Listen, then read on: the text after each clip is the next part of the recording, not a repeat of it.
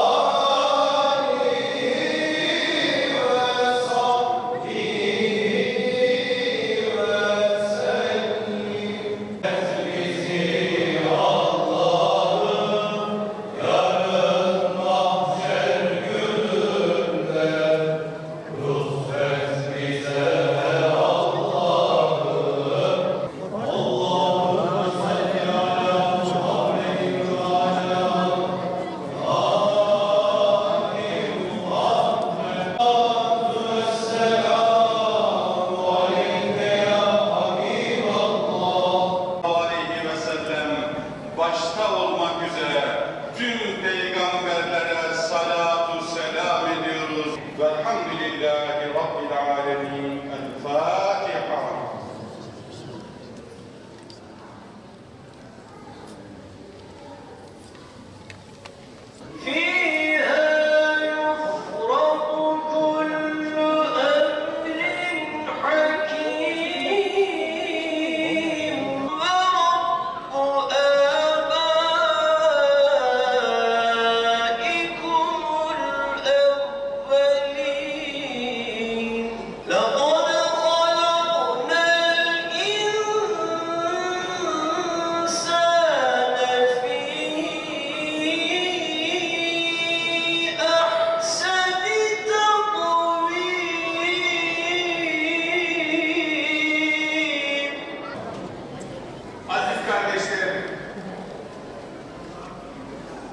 Hepinizin malumudur ki mübarek gün ve geceler bizim için, müminler için, tüm insanlık için bir vesilettir, necattır. 3 aylara girdik elhamdülillah. 3 ayları en güzel bir şekilde değerlendirmek ve Rabbimizin rızasını kazanmak için gayret ediyoruz. 3 ayların başlangıcında Recep ayının ilk Cuma gecesi, Regaib gecesini idrak ettik. Rabbimize rağbetimizi, yakınlığımızı artırmaya çalıştık. Sonra Miraç gecesini yaşadık. Miraç, Yüce Rabbimizin Efendimiz Aleyhisselatü Vesselam'ı Sidre-i Münteha'ya çıkararak oradan bütün insanlığa gönderdiği bazı emirler, bazı müjdeler, pek çok güzellikler var. Onları andık, onları hatırladık ve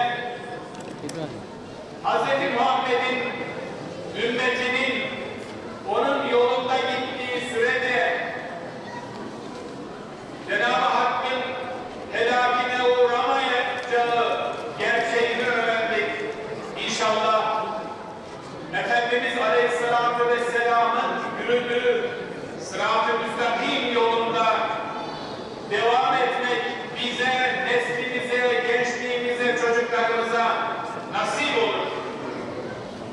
Aziz kardeşlerim, Miraç gecesinde öyle güzel bir ibadet lütfetti ki Rabbimiz bütün insanlığa, müminlere, Süleyman Çelebi Hazretlerinin ifadesiyle sen ki miracı ile ümettin niyaz, ümmetin miracını kıldın namaz. Yani o 5 vakit namazı Miraç'ta Yüce Rabbimiz Allah Resulü Efendimiz yoluyla, onun vasıtasıyla bütün insanlığa, bütün Müslümanlara emretti. Şimdi Berat gecesini idrak ediyoruz. Diliyoruz ki bu Berat gecesinde tevbelerimizle, dualarımızla, niyazımızla, yakarışımızla Rabbimizin rızasına ulaşırız. Umduklarımıza nail oluruz inşallah. Bu geceki niyetlerimizle önümüzdeki bir yıl boyunca gelecek Berat gecesine kadar Rabbimiz niyetlerimizi kabul eylesin. Öyle güzel niyetlerde bulunalım ki Allah Resulü Efendimizin innemel a'malu binniyati, ameller niyetlere göredir hadis-i şerifindeki o muazzam manayı kalbimizden, gönlümüzden, yüreğimizden öyle güzel duygularla geçirelim ki Rabbimiz amellerimizi niyetlerimize göre kabul eylesin inşallah. Bundan sonra Ramazan ayı geliyor. Ramazan ayını bir ay boyunca orucumuzla, teravihimizle, sahurlarımızla, iftarlarımızla, Kur'an-ı Kerim hatimlerimizle, hayrımızla, hasenatımızla, zekatımızla öyle güzel değerlendirmek nasip olsun ki beratimiz bu şekilde gerçekleşmiş olsun. Aziz kardeşlerim, mübarek gün ve geceler dedim ki bizim vesile-i necatımızdır. Kurtuluş vesilemizdir. Kurtuluşa erebilmek için Rabbimizin bizden istediği hususlara kulak vermemiz gerekiyor. Bu mübarek gün ve gecelerde bir nefis eğitimine kendimizi tabi tutmamız gerekiyor. Yüce Rabbimizin şu ayeti kerimelerine kulak verirsek nefsimizi nasıl eğiteceğimiz, bu gecelerden, bu mübarek gün ve gecelerden nasıl istifade edeceğimizi daha güzel anlamış oluruz. Estaizu billah. Bismillah. Ya leyyetühen nefsül mutmainne. Ey nefsi mutmainne. Ey nefsini kötülüklerden arındırmış, ibadetlerden lezzet alma aşamasına gelmiş, mertebesine gelmiş insan. İrci'i ila rabbiki radiyeten mardiye. Sen Rabbinden razı, Rabbin de senden razı olarak dön, bana dön. İrci'i ila rabbiki, Rabbine dön. İşte yönümüz kıbleye doğru dönmüş vaziyette. Cenab-ı Hak yönünü Rabbine, kıbleye, namaza dönen kullardan eylesin hepimizi. Neslimizi, gençlerimizi sırat-ı müstakimden uzak eylemesin. Rabbimizden razı olmak ne demek biliyor musunuz değerli kardeşlerim? Onun emirlerine riayet etmek, yasaklarından uzak durmak demektir. Ya Rab, sen bana namaz kıl dedin, namazını kılıyorum. Oruç tut dedin, orucumu tutuyorum. Kötülüklerden uzak dur dedin, yalan söyleme dedin, yalan söylemiyorum. Haram yeme dedin, içki içme, kumar oynama, zina yapma, haksızlık yapma, rüşvet alma,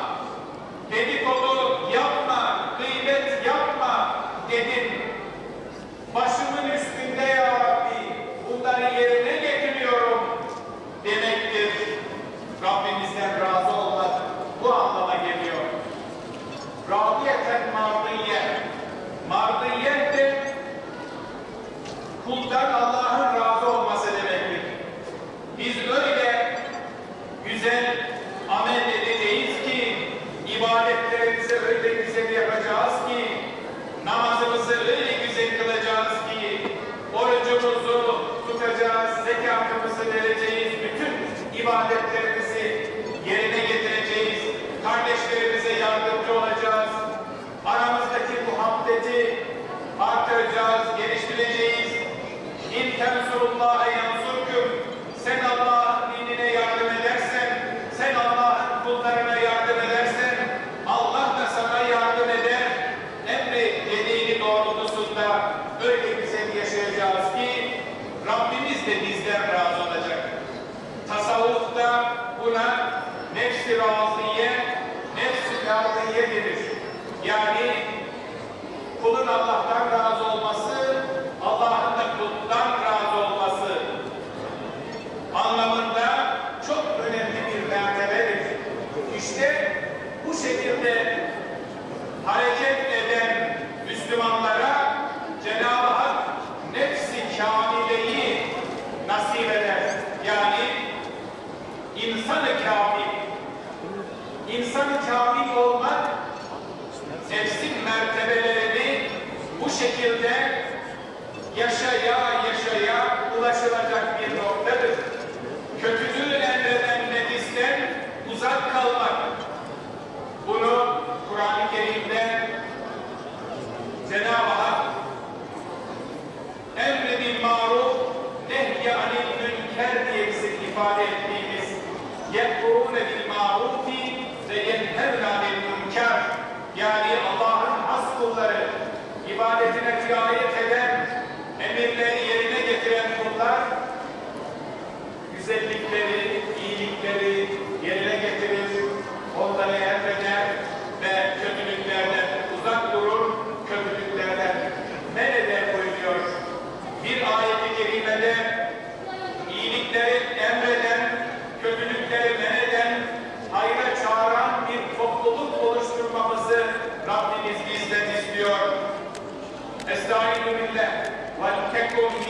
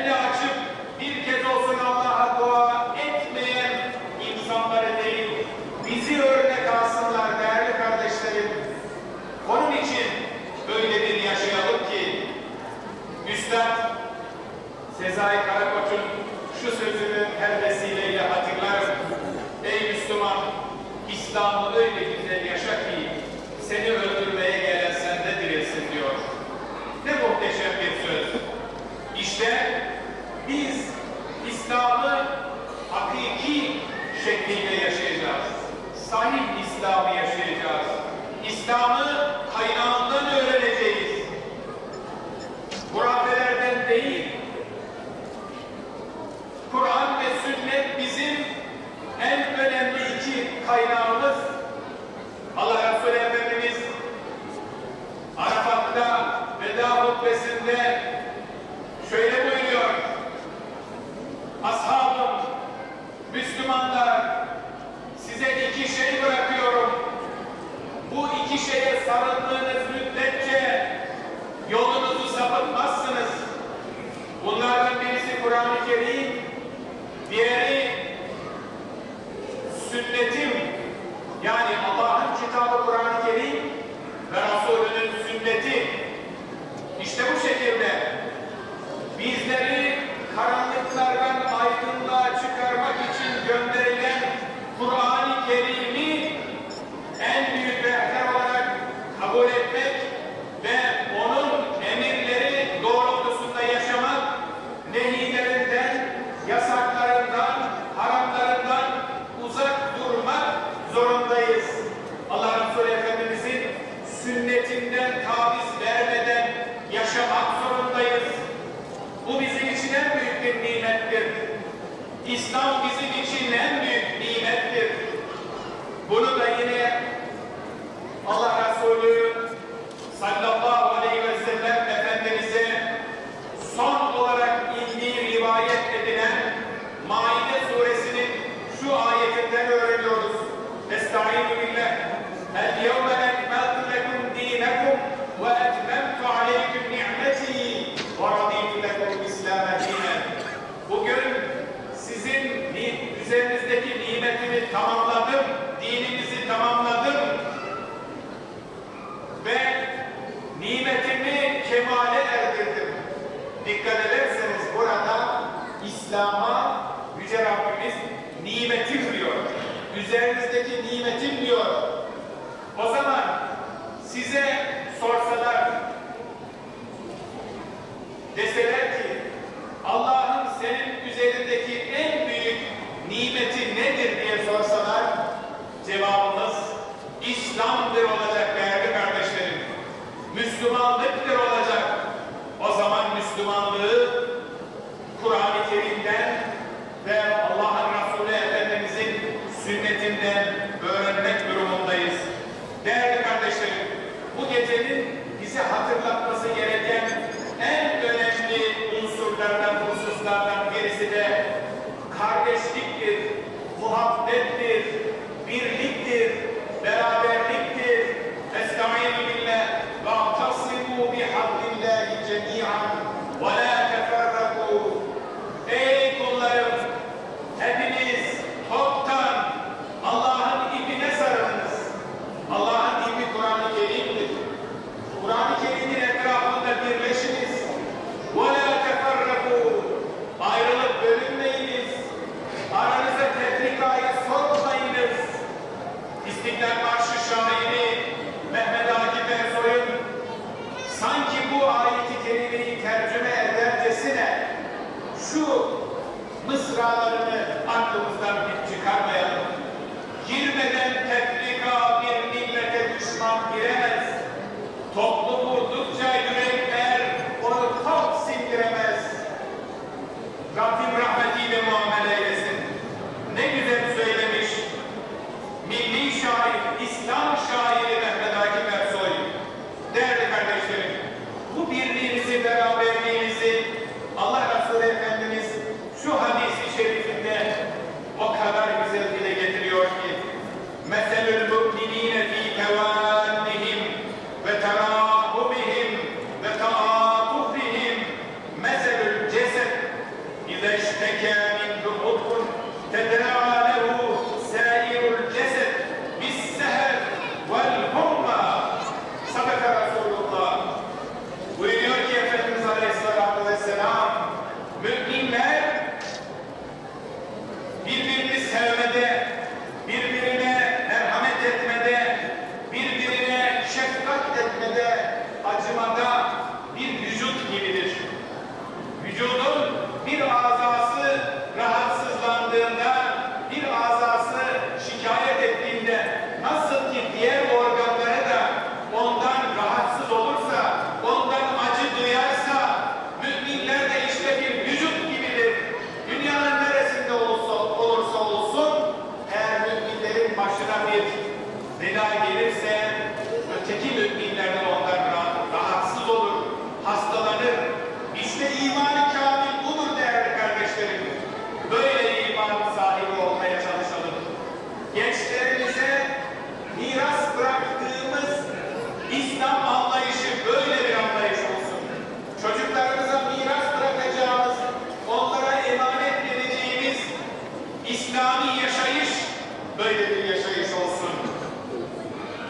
Rabbimiz buyuruyor ki Kur'an-ı Kerim'de يُنَبَّرُ الْاِنْسَانُ يَوْمَئِذٍ بِمَا قَدَّمَ وَأَخَّرَ.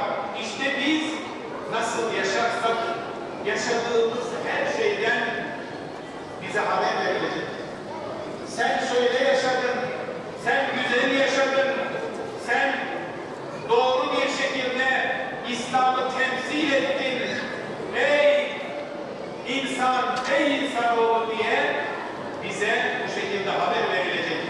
Ya da Allah muhafaza, yanlış yolda yürümüşse insan, ona da yanlış yolda yürüdüğü haber verilecek. Alimet nefsü'nâ kaddemet ve ahkarat.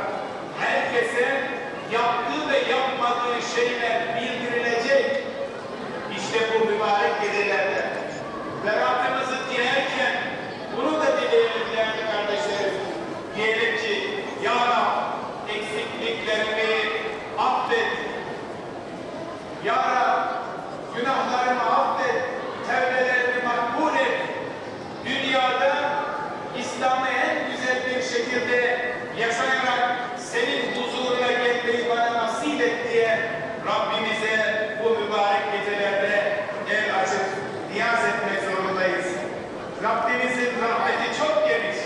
Yeter ki bizi isteyelim ondan. Kendisi bunu bize söylüyor. Buyuruyor ki ve rahmeti vesiat kulle şey. Benim rahmetim her şeyi kaplamıştır. Benim rahmetim çok geniştir. Ve sâri'û ilâ mağfiratin min rabbikum. Biraz önce hocamız şuradan okudu. Ve sâri'û ilâ mağfiratin min rabbikum. Rabbinizden olan mağfirete koşunuz diyor. Koşunuz. Rabbimiz böyle diyor. Bu gece koşalım inşallah. Her zaman koşalım inşallah. Sadece bir geceye mahsus değildir. Müminler için her gün mübarektir. Her gece mübarektir. Yeter ki koşalım. Ve cennetin, cennete koşunuz. Arduha semâvâtu vel ardu.